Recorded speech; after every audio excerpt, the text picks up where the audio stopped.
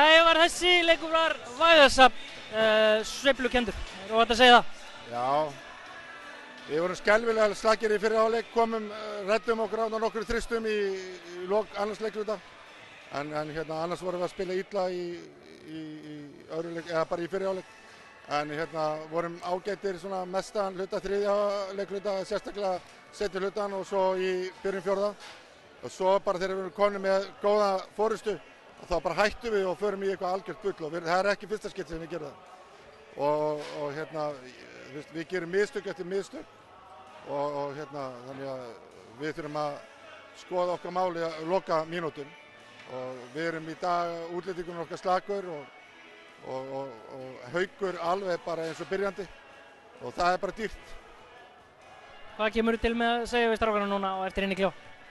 Við þurfum náttúrulega að fara yfir þessu hluti og það þýðir ekki að menn mæti svona til leiks eins og byrjunarliðsmenn voru að gera í dag og það er bara hluti sem er ekki ásættilegt.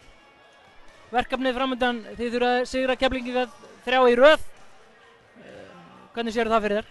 Ég sé það alveg fyrir mér og við erum búin að leiða báða þessa leiki og við hendum alltaf leiknum frá okkur hvert einasta skipti og það er bara hluti sem að við þurfum að laga og menn þurfa að vera ákveðnari í lokin. Þetta er bara þannig. Nú farið heim í Hafnarfjörðinn og þið mætið vandalega með allt ykkar þar. Já, ef menn kom ekki brálar þangað þá veit ég ekki hvað. Við vorum alveg, eins og ég segi, síðasta leik líka, menn voru alveg að leggja sér fram.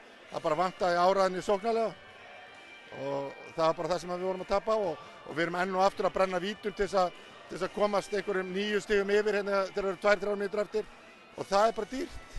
Og við erum að tapa leik eftir leika því að við nýtum ekki vítin okkar og þetta eru auðvelt stig og við hendum þessu frá okkur.